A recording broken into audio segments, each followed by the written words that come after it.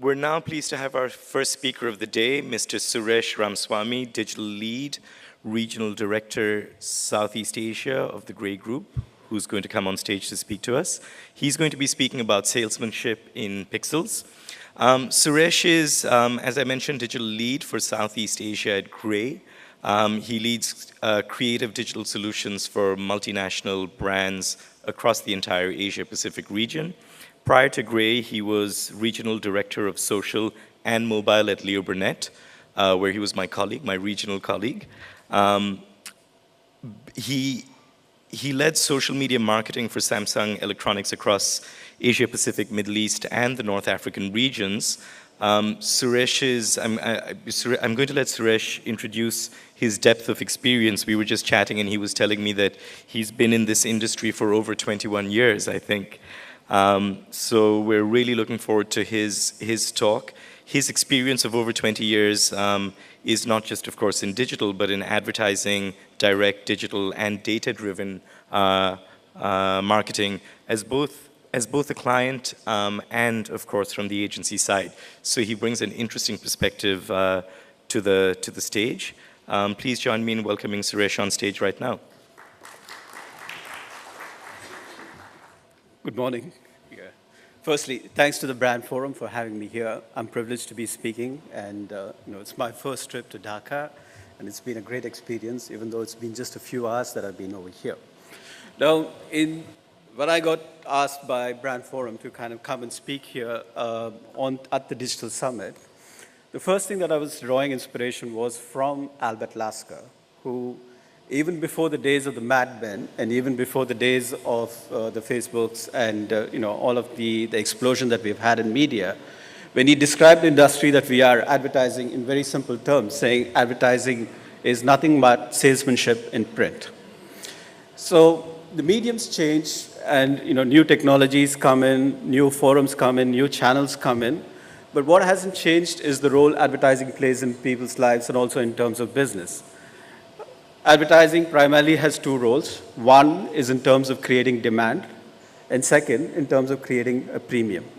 So I thought I would kind of evolve what Lasker has said as salesmanship in print into salesmanship in pixels, which is more relevant to where all the technologies, regardless of whether it's print or radio or TV, it has a digital component into it.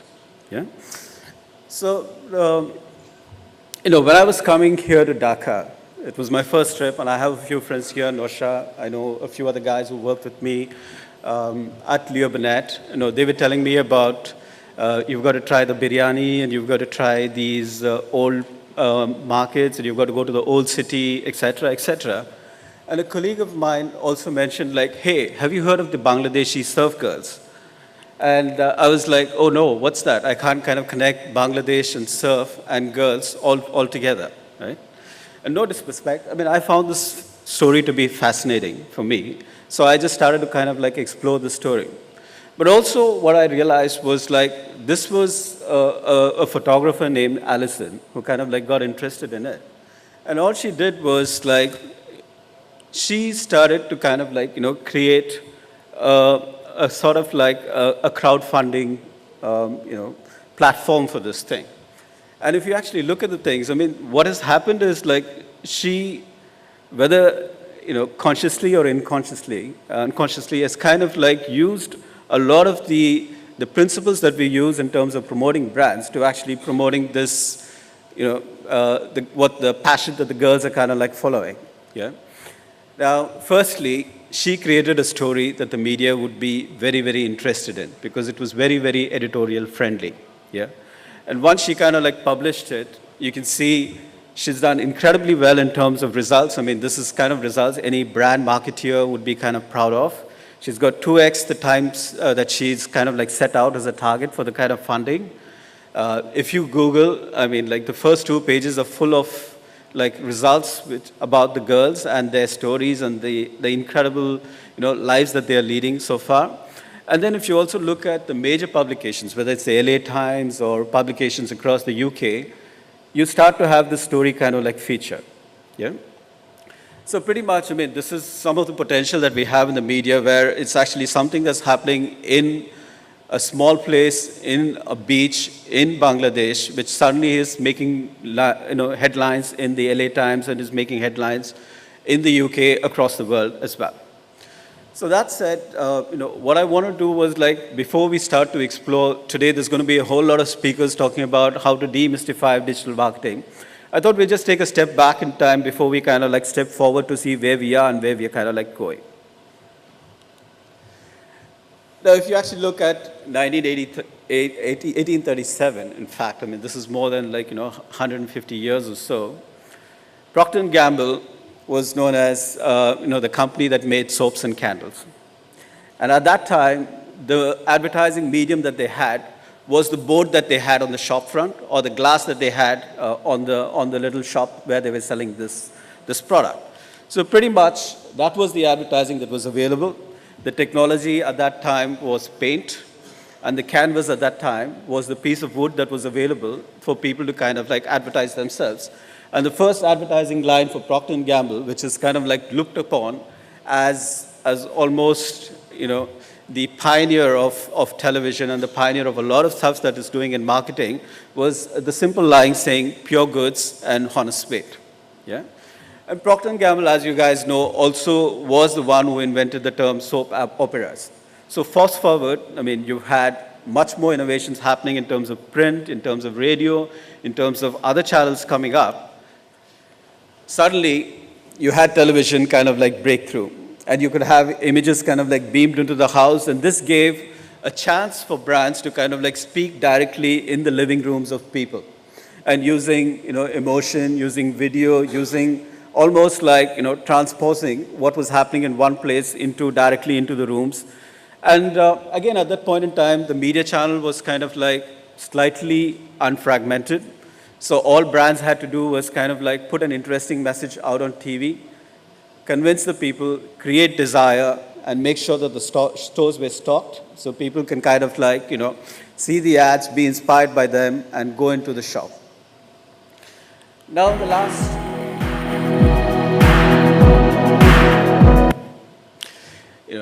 the last 15 years or so, everyone's keep talking about the digital explosion that's kind of like happening. And so let's just kind of like, from the marketeer's point of view or the brand's point of view, what exactly is this explosion kind of doing? Yeah?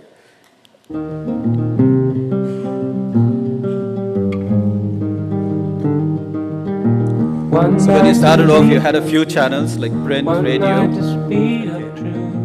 Then you started having content, you started having many more channels kind of like coming in. Yeah. So most brand marketers as well as like agency people are like that little kid that you have there in the corner. Yeah. Just looking at how do I make sense of all of these channel explosion? How do I make sure that my message kind of like stands out amongst the clutter of messages that are out there in terms of news, in terms of user-generated, as well as like in terms of like other brands and competition kind of like trying to speak to the same consumer as well. Yeah? So the first big challenge that we've had is in terms of the big fragmentation that we've had in media, as well as a huge amount of explosion in terms of content and the noise that it's kind of created. So how do we kind of like stand above the noise? How do we cut through the clutter? And how do we kind of communicate what we want to say? Better angle. Oh, check it. Did that come out okay? That's the best one of the 300 pictures I've taken of myself today. Every girl in the picture is locked into her phone. Oh, Lord. Every single one is dialed in. Welcome to parenting in 2015. They're all just completely transfixed by the technology. David Peralta. Oh, hold on. I'd take a selfie with the hot dog, selfie with the churro, selfie just of a selfie. I can't even get my phone to take pictures. Took a picture of your thumb last week. So you get the point? Okay, this is the Olympics. This guy is prepared about, all his lifetime to go there on stage, and he's carrying his, mobile phone with him. Yeah. So, the second big challenge that we have as people who are trying to kind of like communicate is human attention.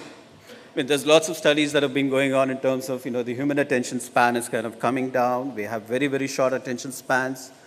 Mobiles are the biggest ad blockers because people are actually interested in what is happening on the mobile and what's happening around the world around them, what's happening to their people, rather than, what we're trying to say. And not so much, in the advanced markets, we're still talking about these technologies like ad blockers, which are kind of like coming in, where people are actually kind of like, trying to stop brand messages from kind of like, getting through to them. And the third challenge that we have is, we have lost control. Now, before, we could actually have a captive audience. We could have people kind of like sit in front of a TV, and in 30 seconds, we could tell them exactly what we wanted. Yeah? Today, people are viewing us with their thumbs, with their fingers. Yeah? And today, with a thumb, I can kind of like scroll through a news feed, or I can kind of like stop and actually engage with you. At the same time, I can get a thumbs up or a like, or sometimes, people can tell you to fuck off. Yeah? So the third biggest thing that we are having is like, as marketeers, we've lost control of the narrative. Yeah? And, with the attention spans and the fragmentation, this has led to, a little more complicated way in which how we need to kind of craft our messages and how we communicate these messages as well. But I would say, that is rather, those are challenges that we need to deal with. Those are realities that are not going to go away. So let's look at the glass half full situation rather than looking at the, the problems or what technology is kind of like brought upon as challenges. Yeah? The first thing is, these are stats. Please excuse me. I think there is an updated stat available over here. Today, I can simultaneously, or we can simultaneously reach almost about 130 odd million people in just Bangladesh via their mobile phones. Yeah? And almost about like 13 million on mobiles via social media as well. And this number is growing. So if you look at this number in about 6 months from now or 1 year from now, it's going to be massive jumps, closer to the 135 million that we're going to be having. Now, not just in terms of a national audience, but you also have an international audience of about billions so that you can kind of like reach simultaneously if your ambition is beyond Bangladesh as well. So this channel kind of like gives you the opportunity to market to a national audience as well as an international audience, and you can do this simultaneously. The second one is like, before pretty much it was determined by a channel or a brand or a newspaper or a magazine, etc. But today, even within the channel, it gives us an option to kind of like be very specific. You can target by demographics, which is age, sex, then you have location. I can target specifically people within Dhaka, or I can target people within a specific, in more advanced countries, you can target within a specific zip code as well. You can target based on interest. What have people liked before? Where have they visited before? What type of keywords have they used before? By language or by keywords. I can go on and on and on. So what this is like, suppose I had a brand like Pantene that I kind of like work on. I can speak specifically to girls of a certain age living in certain cities in any specific demographic or sociographic that I'd want to speak to. Or again, I work in a brand like Gillette. I could speak very specifically to men or people who are kind of like in the market to switch a razor simultaneously across cities via these digital channels as well. And the third one is like, while there is a lot of talk in terms of mobile and desktop and the web becoming almost like, penetrating and being omnipresent everywhere, one of the complaints that we've had from brands and creatives is that the canvas is very, very limiting. Actually, if you think out of the box, the canvas can be very, very liberating. Yeah? So if you actually look at it, from a search ad, you can actually get somebody to call you directly. So you can target somebody who's looking for a product online and offer an option for you to kind of call them via the phone to a physical business that you have anywhere. IKEA, for example, you just have 9 pictures kind of like show up on an Instagram, but within the 9 pictures, they've kind of constructed their entire catalog using just the interactive options that are available within Instagram. Or if you look at a limiting canvas, I mean, here's something that's been done in Las Vegas, where you actually look at a small 4-inch phone, but I can use the phone as a viewport, and I can kind of like, make it much more panoramic so that I can actually have an entire catalog being served to a person via their phones. Or in terms of, what Ford has done over here, again, using interactive technology, it had a feature that was about parking, and then it built this interactive feature right into a parking spot so that you can kind of like, get the message across just through pure interaction as well. So you do have some of the challenges that we are facing, and you do have some of the options that we can kind of like exploit. So more importantly, this talk was about creativity. So what is creativity? And the next few minutes that I'm going to be spending with you, I'd like to kind of like talk to you about like what I think is creativity, and just show you some examples that could have tapped into some of these principles that you could go back to your offices and start applying starting tomorrow. Yeah. So the $64,000 question that we had is, what exactly is creativity on digital? So to me, creativity, whether it's digital or analog, is just good creativity. Yeah? There's no such specific thing as digital creativity as such. And the whole point is, yes, it's going to be played out on different canvases. You have different options available, but the power of ideas, the power of creativity remains pretty much the same regardless of the channels as well. But in addition to that, I'd like to build on 3 points over here. The first one is, without a great strategy, you can't have great creativity. I'll explain in terms of like, what I mean by that thing. So creativity, again, the second point that I'd want to make is like, a lot of times people look at aesthetics to say, okay, how exactly, how clever am I in my copywriting? How visual am I in terms of like putting my ad together? How beautiful crafted is my website, etc.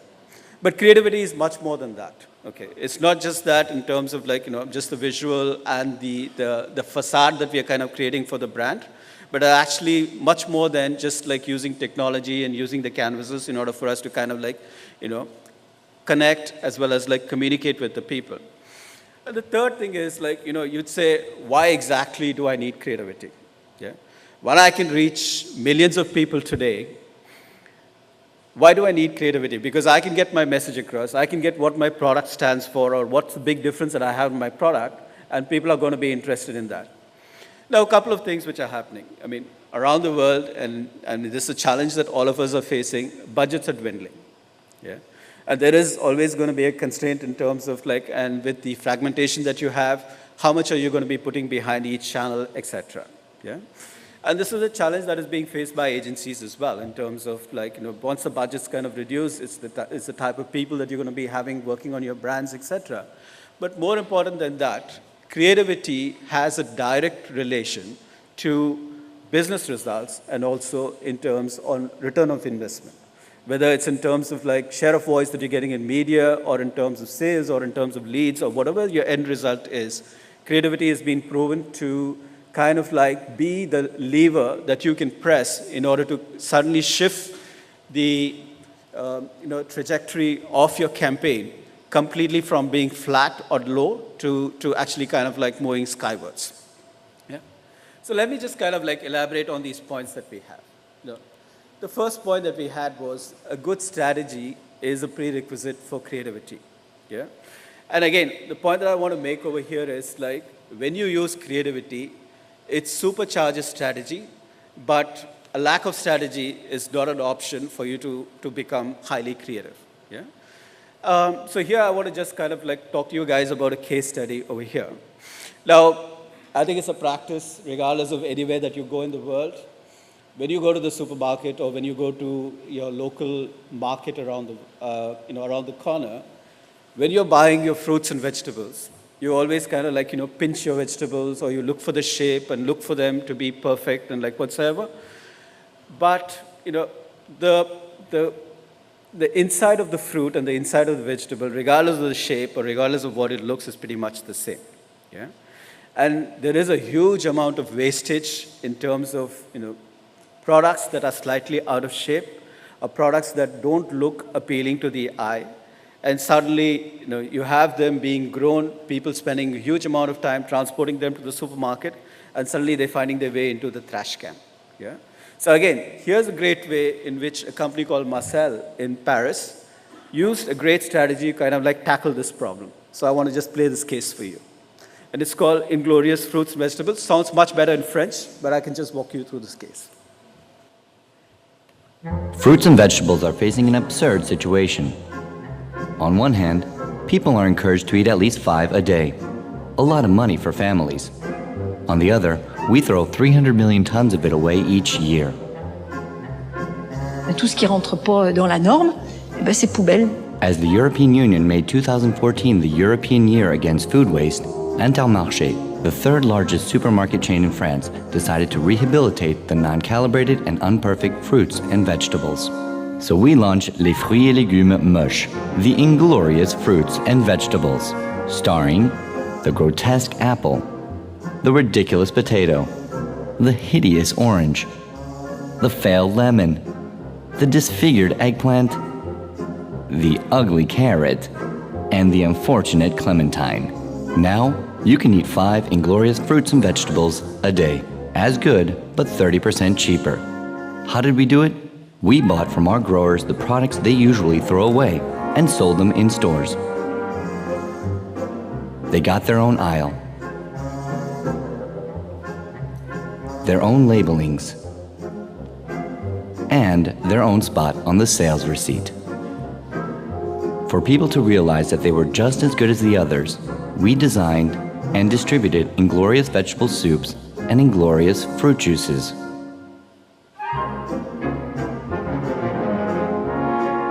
And it worked. Our new kind of fruits and vegetables were an immediate success. We faced only one problem: being sold out. 1.2 tons average sale per store during the first 2 days, plus 24% overall store traffic. This initiative increased awareness about food waste. Mais c'est très bien ce que vous faites. C'est très bien, il y a assez de gâchis comme ça. It created a lot of conversation in social networks. Over 13 million people reached after 1 month, and had a big impact in the media. Finally, journalists suggested that every supermarket in the country should do that. Et moi, je milite pour que ça continue, que ça soit dans tous les supermarchés de France. Bonne idée. The inglorious fruits and vegetables, a glorious fight against food waste.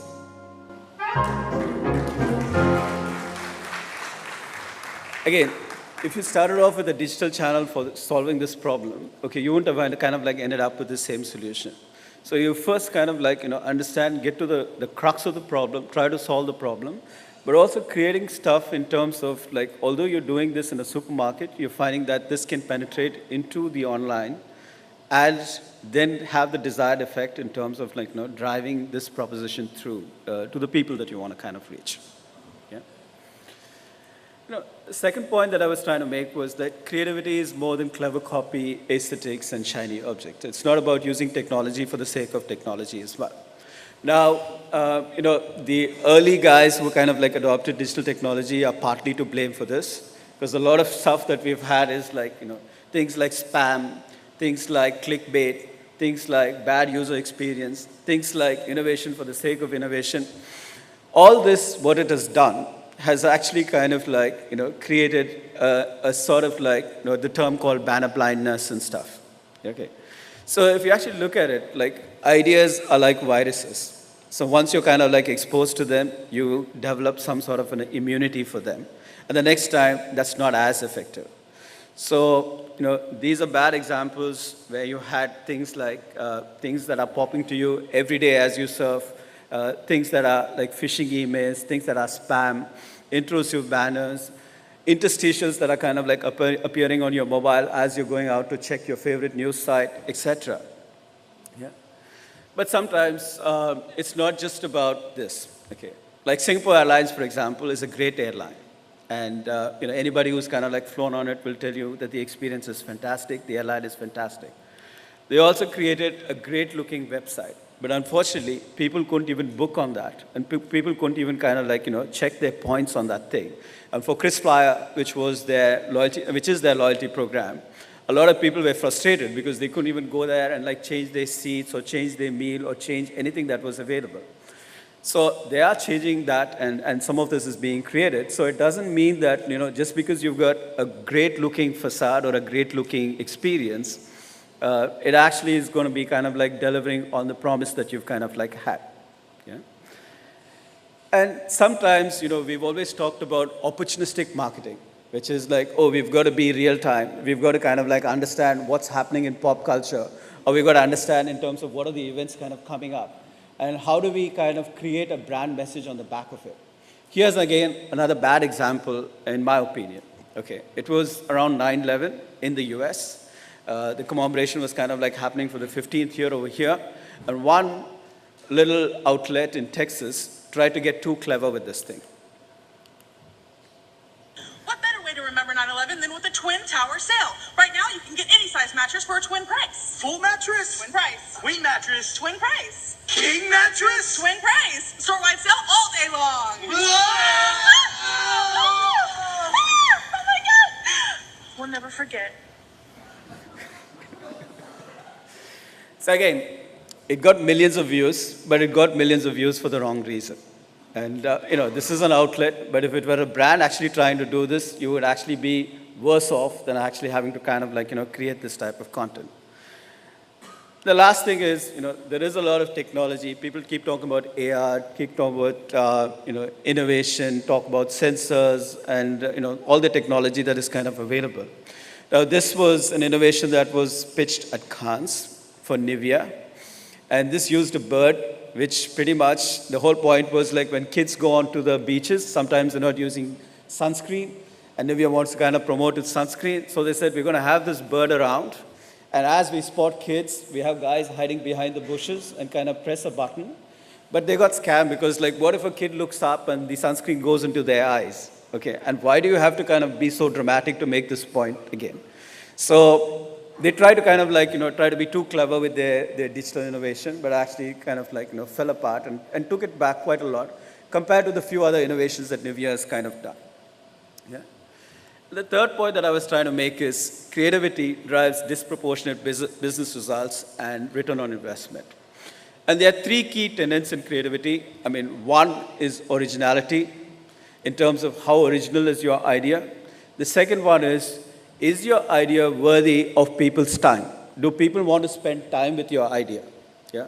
And the third one is the craft of execution. Okay, so it's great that you have a great strategy. The idea is very, very original. People want to spend time with it, but have you used the right type of talent in order for you to kind of craft it?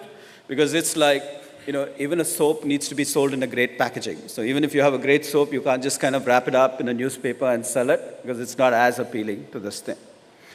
Now, rather than take me, I mean, there's a ton of people working behind this to actually check whether, does creativity lead to results or does creativity kind of lead to business results? So here's the global chief marketing officer of Unilever. And this guy, again, based on a lot of studies that have been kind of done and correlations between effectiveness and creativity, he goes on to say that there's a direct causality between creativity and effectiveness. Yeah? There's also studies done by the Institute of Practitioners in Advertising. I mean, if you have the time, please check the website out from the UK. There are a lot of free resources available. Again, they do a lot of studies wherein they take campaigns that have been rewarded creatively and campaigns that have been rewarded for effectiveness and try to find the correlation between the two of them. And it's been proven time and again, based on a database of the last 30 years or so, that campaigns that have been awarded creatively and campaigns that have been awarded for their results, they have resulted in a share of voice of almost about 11 times higher in terms. So if I've spent $1, I've actually got $11 in terms of media coverage for it. And also in terms of the price that your product is able to command is much higher compared to a discounted brand that you would have. And again, here are two resources that I'd want you to kind of check out. I mean, I can send you guys the links. I mean, the first is the IPA kind of like publishes, there's a guy called Peter Field who kind of like publishes this paper. And there's also this book that's kind of like released called The Case for Creativity, which has just been released in Cannes. Both are available online, and I would think it's a great investment in terms of the few hours being spent, and actually not just a few hours, having them as a reference every time you want to kind of like go back and check it. So in terms of the three key elements that we had in terms of originality, engagement, what exactly is originality? Now, originality, one famous person said, like, it's very difficult to define originality, but when you see it, you know it. Yeah. So there are certain things that you can use. I mean, one is a lot of it is gut. Is it like, does the idea make you uncomfortable? That's a very good sign to say, like, okay, you're hit onto some territory that is slightly in the original space. Is it bold? Is it big? Yeah. Does it break some of the category conventions, or does it break some of the conventions that we are having in terms of having spoken about this product before? Is it insightful? Is it led from a behavior? Is it led from a market? Is it led from a culture? Is it led from something that's happening in context?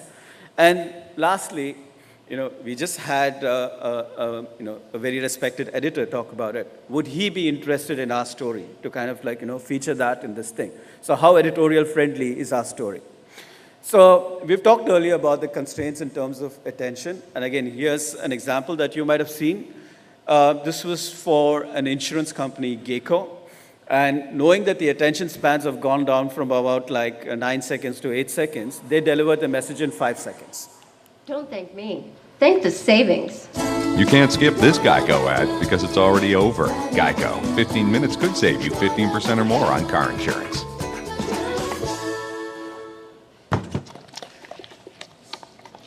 And although you have 15 seconds of video, the visual pretty much stays, and all you're doing is like staring at the logo and getting this message across. So they've been able to condense something that was a 30-second message into just about 5 seconds and get this across. So in the interest of time, I'm going to skip this. Again, here was an original way to kind of like get a message across for the MoMA, which was an agency which is involved in terms of like propagating the self-checking to avoid breast cancer. Women's boobs, particularly their nipples, are censored in certain social networks even when showing how to perform breast self-examinations to detect early breast cancer. But we found boobs that aren't censored. Henry's. Hello, let's begin. Standing in front of a mirror, place your hands on your hips. Check your breast. I think this makes the point. I mean, so there is a restriction that is available. Again, you use originality to kind of like work around that and then get your message across. And it was a highly successful case as well in terms of the number of reach that it had. The second one is engagement. Okay. Now, a couple of things in terms of like, people are time pressed, and there's a ton of things that are kind of vying for people's attention. So how do we kind of like, in a time-starved attention span, how do we create an idea that people actually want to kind of spend time with? And secondly, we are competing with pop culture. We are competing with news. We are competing with stuff that the celebrities are kind of like putting out on social media, etc. And here are a couple of ideas that one of them created by our agency in Sweden, using a very small piece of tech, but actually creating a huge amount of impact in terms of engagement that it's driven.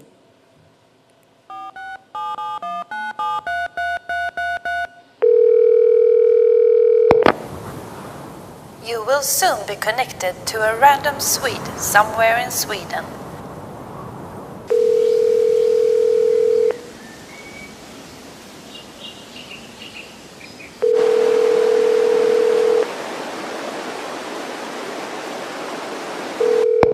Hello, Sweden speaking.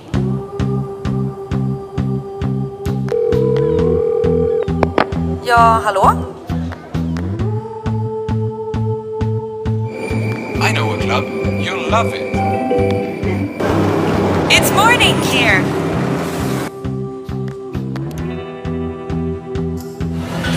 Yeah, I know a lot about hunting, fishing and moonshining.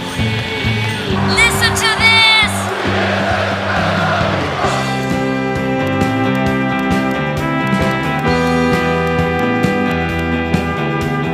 1, 2, 3. That's how we do it. It's easy. Bye bye. Thank you for calling Sweden.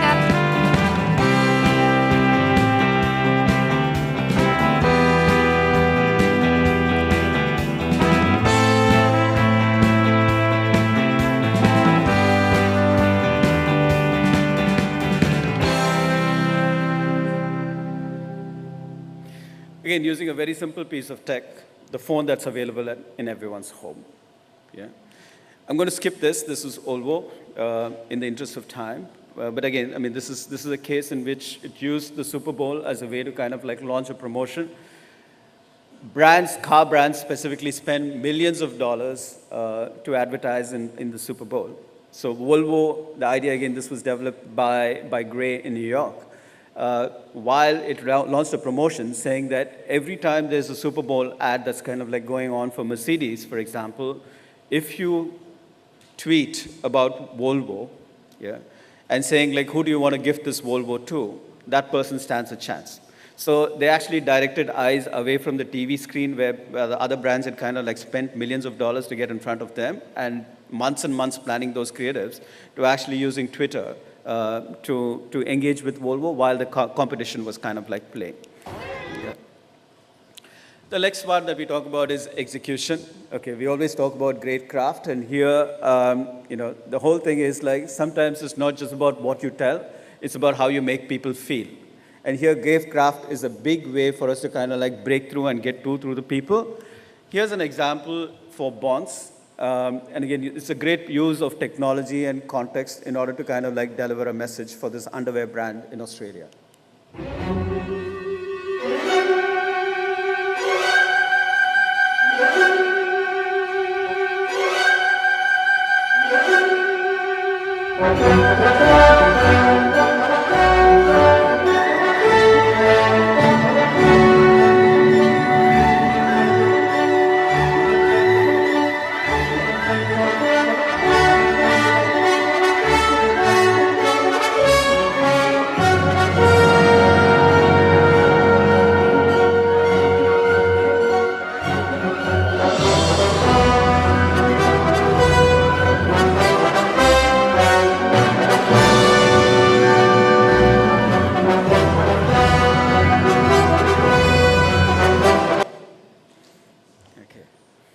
Last piece of creative that I want to kind of show. I'm just going to take 2 extra minutes to show this one.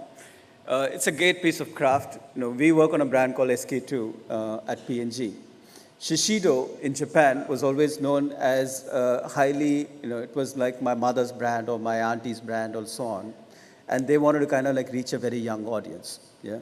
Just on the back of this one commercial, their share has gone up almost about like 20%. And today, there's a far more adoption of the youth in terms of like Shiseido, and we are having a huge challenge fighting this back with SK2 as well.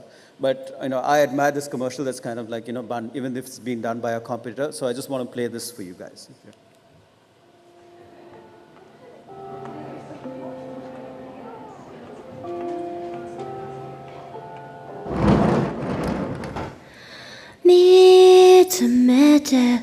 始まりが怖いなんてそんなの当然だからねえほら見て難しいことなんて一つだってないでしょ見つめて待たせた時間だけ責任は重大なんだから気になるくせに目が合うたびに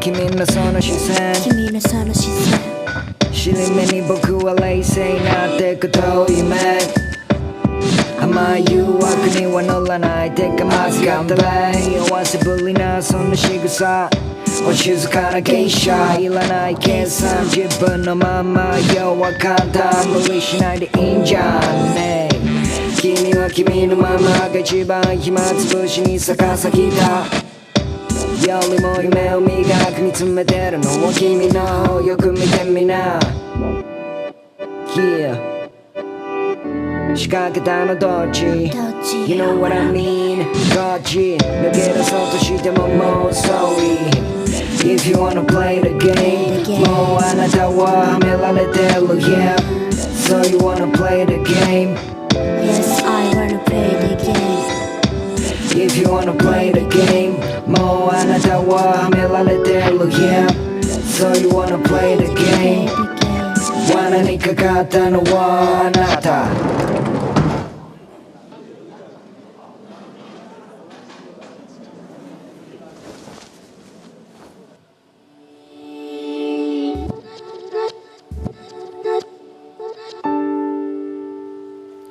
Again, a simple message. If it can transfer a boy to a girl, imagine what it can do for you. Yeah? But great execution in terms of originality, idea, and thing. Yeah. So in summary, I mean, I would just go back to say, like, what is digital creativity? It's nothing other than just good creativity.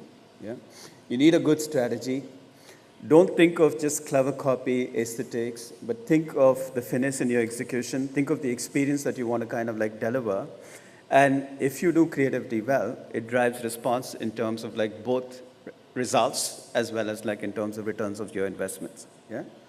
A couple of just passing slides that I would say is like, technology, although we keep talking about digital, technology by itself is not creativity. Yeah. And again, there's also a lot of talk about big data and small data and real-time data, et cetera, kind of available. Data is great, but at the same time, you should kind of make the transition from using data as information to actually driving your imagination to create messages and connect. And while all this work seems great, this is but 6 or 7 pieces of work from thousands and thousands of pieces of work that have been done by people like us around the world every day. Yeah? So it's really hard work. It's not easy. But I think, these are principles that you could kind of use. It's easy. And also it requires, a huge amount of leap of faith from the brands and the clients to actually buy this type of work, which is category breaking as well. So it requires a good partnership to be kind of like built in. Yeah.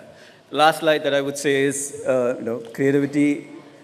What does it actually do? One, it helps you to stand out from the clutter. And second is, it makes your ads much more memorable. Yeah. People are more likely to talk about it, especially in the days of social media. And it lowers the barriers to get your message across. Second is, it's 11 times more effective. It's been proven. Now, 11 times in the extreme cases, maybe even 2 times, 3 times more effective for any other creative versus non-creative program. And the other thing is, why would you want to get up in the morning to go and do average, boring work? When you have this chance, why not do highly creative work? Yeah?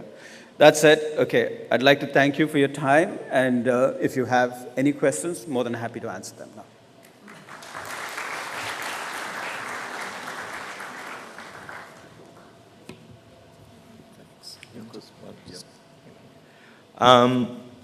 Does anyone have any questions for Suresh? We're going to take questions from the audience now.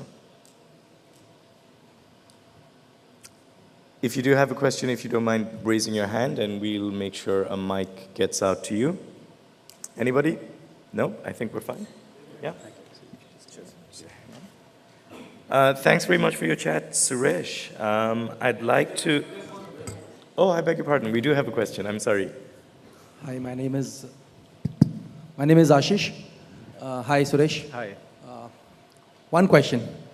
So I'm deeply attached with e-commerce, so I understand kind of things which you say. And for example, the kind of digital ads which you talked about. So very bold and original ideas, which might create disruption in the minds in terms of originality. Do we also take into the picture as a digital marketer as to in which kind of a society or which kind of a target market we are putting this original idea into, depending on the demographics of the customer, the culture of that geography? Do we also take that into account? Absolutely, yeah. These are examples, like the Shishido example. Some of them can span and become universal, yeah? But some of them were very, very specific to that particular market. So absolutely, I think like it has to be relevant. It has to take into account culture, nuances, which are specific to the audiences that you want to kind of speak to. The other point that I want to make is, here we're just talking about big campaigns. Yeah, in e-commerce, for example, there is also everyday stuff that you can do very, very creatively, like, for example, search like, for example, in terms of email marketing, like, for example, in terms of anything that is a customer service. There are a lot of other ways in which you can use technology kind of like further market. I didn't touch on that for a very specific reason. One, you do have Google, I believe, come and talk to you later, and they would be the experts. And the guy from Facebook is also going to be coming and talking later, Creative Shop. Fergus is a guy that we kind of worked with before. So there are other people who are going to be talking, and digital, when you use the term, it's quite a broad term. Yeah? Here, I was specifically talking about big campaigns being launched on digital, but there are, as they call, always on. Like, how do you create a better web experience? How do you create a better search experience? How do you create a better display advertising experience? How do you create a better retail experience? Or how do you create a better email experience? Those are things that I have consciously kind of like avoided. But the tenets that we have in terms of originality, where people want to spend time with it, great craft and execution, would hold true for that as well. Thanks.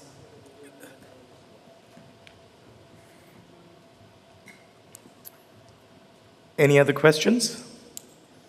Quick, if you do have a question, if you don't mind raising your hand now. And I think we're done. Thank you very much.